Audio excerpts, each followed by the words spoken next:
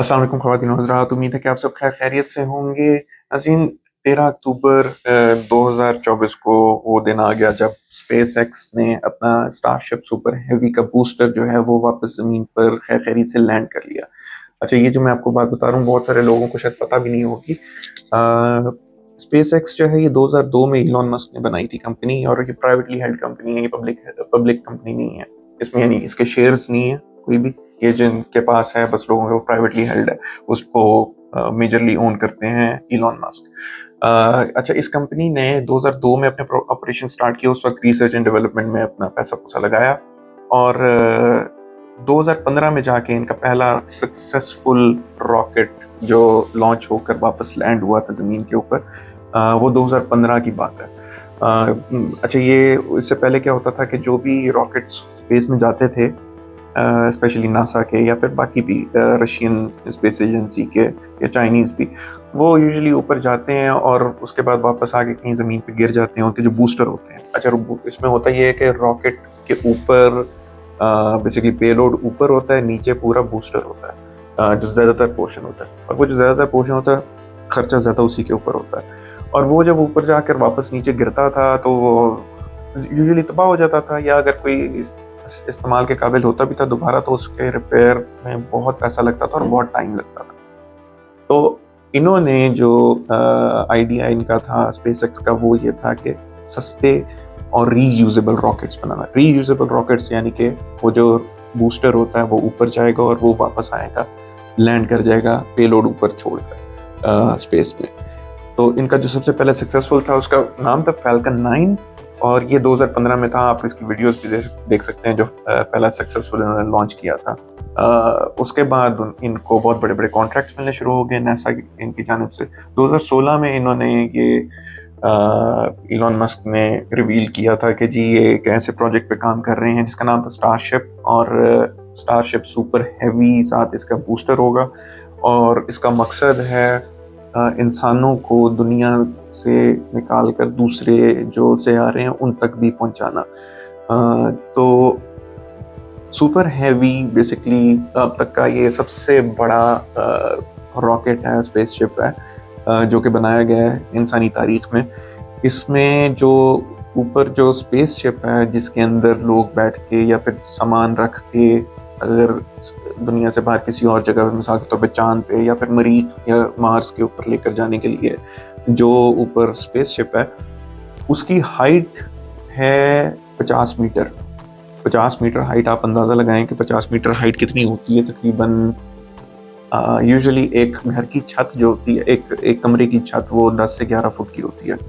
तो ये 150 फुट की बात कर रहा हूँ मैं। 50 मीटर तकरीबन 150 फुट से ज़रा ऊपर हो जाती है, चली जाती है। और आप उससे अंदाज़ा लगा लें कि वो तकरीबन 15 स्टोरी बिल्डिंग बनती है। इसी तरह इसका जो नीचे सुपर हैवी है उसकी 70 मीटर हाइट है। अच्छा, जो स्टारशिप है उसका जो डायमीटर है वो 9 मीटर्स है, यानी 9 मीटर्स डायमीटर। 9 मीटर्स का मतलब तकरीबन 30 फुट चौड़ा, और तकरीबन 150 फुट ऊंचा। और ये इतनी हैवी स्पेसशिप जो है उसको ऑब्वियसली लिफ्ट करने के लिए उनको सुपर हैवी के नाम से उन्होंने एक रॉकेट बूस्टर बनाया, और वो चाह रहे थे कि ऐसा बूस्टर बने जो कि रीयूजेबल हो। अगेन, स्टारशिप भी फुली रीयूजेबल हो, और वो जो नीचे बूस्टर है वो भी। वो बूस्टर जो था इन्होंने टेस्ट इसके शुरू किए थे 1.5-2 साल पहले। पहला जो टेस्ट हुआ था मुझे याद है, मैंने वो देखा था लाइव, और वो गिर के फट गया था। दूसरा टेस्ट हुआ, वो भी गिरा फट गया। तीसरा जो था वो कुछ सक्सेसफुल रहा, चौथा काफ़ी सक्सेसफुल रहा, और ये पांचवा था गालिबन जो अब फाइनली इन्होंने किया। और ये इतना सक्सेसफुल है कि अब सुनने में आ रहा है कि शायद अगले 4 से 5 साल के अंदर मरीख तक भी पहुंच जाएंगे, यानी मार्स तक भी इंसान जो है वो पहुंच जाएंगे। तो जाहिर है इंसानी तारीख में ये दिन भी लिखा जाएगा, 13 अक्टूबर 2024। हमारे पाकिस्तान में यूजुअली ज़्यादातर लोग जो हैं वो दूसरी चीज़ों में ज़्यादा पड़े हुए हैं, पॉलिटिक्स के अंदर और इन चीज़ों के, तो दुनिया की जो इस तरह की खबरें हैं उनकी तरफ इतना ध्यान नहीं दे रहे। मैंने कहा ये छोटा सा एक छोटी सी वीडियो बनाऊं, इसके अंदर आप लोगों को बताऊं। अच्छा, ये सबसे बड़ी वजह इसकी ये कि जी इनोवेशन सारी यहाँ पे क्यों होती है, वहाँ हमारी तरफ क्यों नहीं होती, कुछ भी नहीं होता, आगे नहीं हम बढ़ते, तरक्की नहीं करते। उसकी वजह सबसे बड़ी है एजुकेशन। इलॉन मस्क भी साउथ अफ्रीका में पैदा हुए, लेकिन दिमाग बहुत तेज था। अच्छा खैर, ये इमिग्रेट करके ये कनाडा आए, अपॉर्चुनिटीज़ ज़्यादा मिली, वहाँ से ये कनाडा से यूएस में मूव हो गए, और अपॉर्चुनिटीज़ का अंबार था वहाँ पे। तो जितना तेज़ दिमाग होगा, अपॉर्चुनिटीज़ आपको मिलेंगी, तो आप उतनी ज़्यादा तरक्की करेंगे, और यही इलॉन मस्क के साथ हुआ। पाकिस्तान में भी बहुत बड़े बड़े दिमाग हैं, एजुकेशन का फुकदान है। उसकी सबसे बड़ी वजह यह है कि एजुकेशन का बजट ही हमारा बहुत थोड़ा है। हमारा टोटल बजट वैसे ही थोड़ा सा है, उसका भी हम 1.2% टोटल एजुकेशन में लगाते हैं। $600 मिलियन के करीब बनता है, तकरीबन, यानी $600 मिलियन बनते हैं 60-65 करोड़, यानी $600 मिलियन, 60-65 करोड़ के करीब हमारा टोटल पाकिस्तान, पूरी 24 करोड़ आबादी जो है उसके अंदर एजुकेशन के ऊपर लगता है। यहाँ पे मैं आपको छोटी सी मिसाल देता हूँ। मैं कनाडा में रहता हूँ, यहाँ पे यूनिवर्सिटी ऑफ टोरंटो है, उसका जो टोटल साल का बजट है यूनिवर्सिटी ऑफ टोरंटो का $3.6 बिलियन है। $3.6 बिलियन, यानी पाकिस्तान के टोटल, पूरे पाकिस्तान के एजुकेशन के बजट का तकरीबन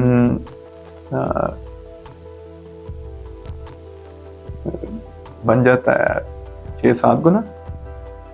खैर, ये तो, और मैं ये बता रहा हूँ एक यूनिवर्सिटी का, आप सोचें कितनी यूनिवर्सिटीज हैं यहाँ पे। यूएस में स्टैनफोर्ड यूनिवर्सिटी का $8.6 बिलियन बजट है।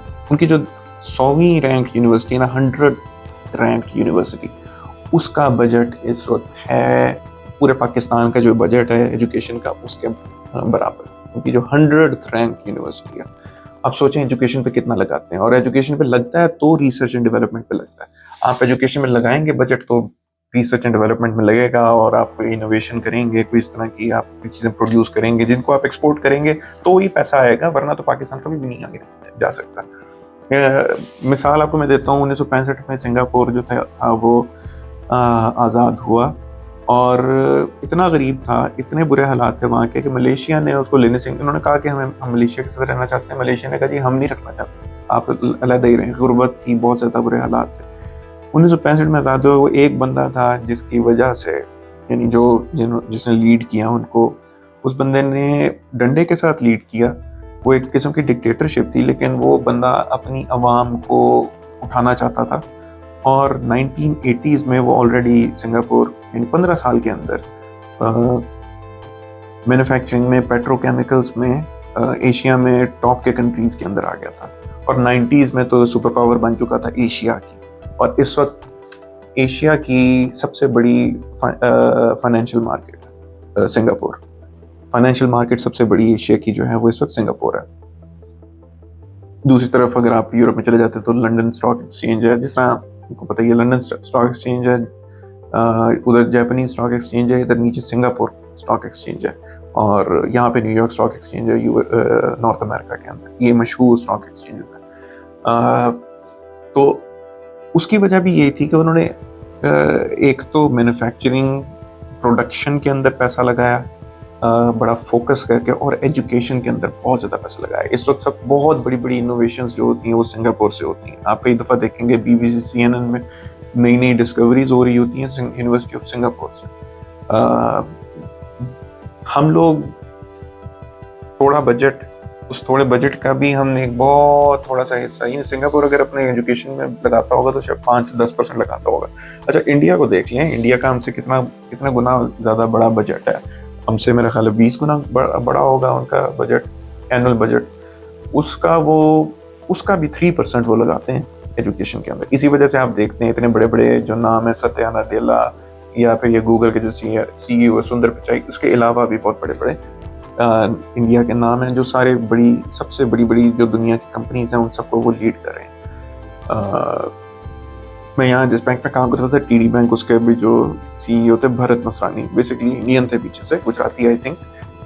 तो ये आप देखें एजुकेशन पे जो पैसा लगता है थोड़ा सा, यार हम लोग 1.2% लगा रहे हैं, या 1.2 को आप इंक्रीज करके 3% अपने टोटल बजट का कर दें। बेशक आप अपना बजट तो आप ज़ाहिर नहीं बढ़ा सकते, लेकिन उस बजट का 1.2 क्यों आप ले रहे हैं, आप उसको एटलीस्ट 3% तो करें ना।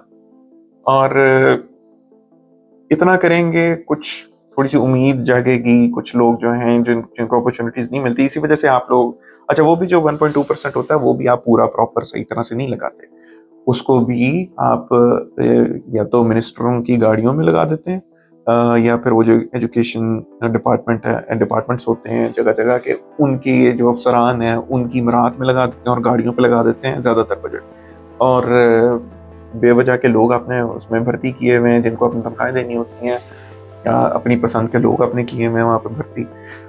एजुकेशन के बहुत बुरे हालात हैं। जब तक एजुकेशन में पैसा नहीं होगा, रिसर्च एंड डेवलपमेंट के लिए भी पैसा नहीं जनरेट होगा, तब तक आप आगे नहीं बढ़ सकते, जो मर्जी कर लें। आप जब तक ऐसे दिमाग प्रोड्यूस नहीं करेंगे जो एजुकेटेड हों ऑब्वियसली, और जिनके पास आइडियाज़ हों कुछ नया करने के, तो अपॉर्चुनिटीज़ भी देने का कोई फ़ायदा नहीं हो सकता। मैं ये थोड़ी सी आज मैं कश्मकश में बैठा हुआ मैं सोच रहा था कि देखो यार, दुनिया किस लेवल पे पहुंच चुकी है और हम लोग क्या कर रहे हैं अभी तक। उम्मीद है कि कोई ऐसा बंदा आए जो वाकई सख्त हो। डेमोक्रेसी जो है वो होनी तो चाहिए, लेकिन यार मुझे तो ये लग रहा है कि जो जिस तरह की हमारी डेमोक्रेसी है, ये तो अगले 100 साल भी चलती रहेगी, तो ऐसे कभी भी बेहतरी की तरफ हम नहीं जा सकेंगे। ओवरऑल मुल्क को उठाना जो है वो आप लोगों के बस की बात नहीं होगी, और उसकी वजह सारी जो है वो करप्शन है हमारे ऊपर टॉप लेवल पे। उम्मीद करता हूँ कोई ऐसा लीडर आए। अभी तक तो नज़र नहीं आया, लेकिन अगर कोई ऐसा लीडर हमारे मुल्क में भी आया, जिस तरह सिंगापुर को किसी ने उठाया था, इसी तरह हमारे मुल्क को भी कोई इलाकों में रिसेंटली आपको पता होगा, हमारे साहिली इलाकों में पता चला है जी, दुनिया के चौथे नंबर पे सबसे बड़े ऑयल के ज़खायर हैं। बड़ी खुशी की एक लहर दौड़ गई। लेकिन मैं आपको बताऊं, वेनेजुएला के पास दुनिया के सबसे ज़्यादा ऑयल के ज़खायर हैं। वेनेजुएला का आप हाल देख लें, हम लोगों से भी बहुत बुरे हालात हैं, हम तो फिर भी बहुत बेहतर हैं।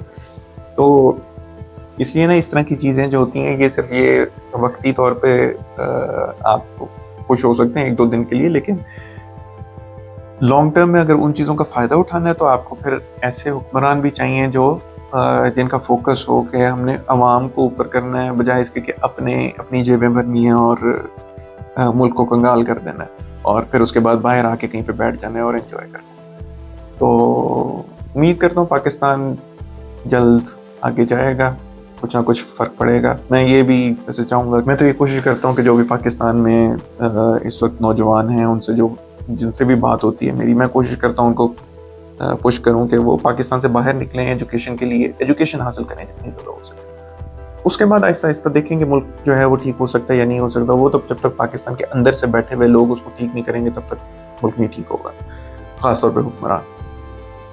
तो अगर ये छोटी सी गुफ्तगू पसंद आई हो तो प्लीज़ लाइक, सब्सक्राइब, शेयर ज़रूर कीजिएगा, और इंशाल्लाह आप लोगों से मुलाकात होगी कल दोबारा। तो टेक केयर ऑफ़ योरसेल्व्स। अल्लाह हाफ़िज़।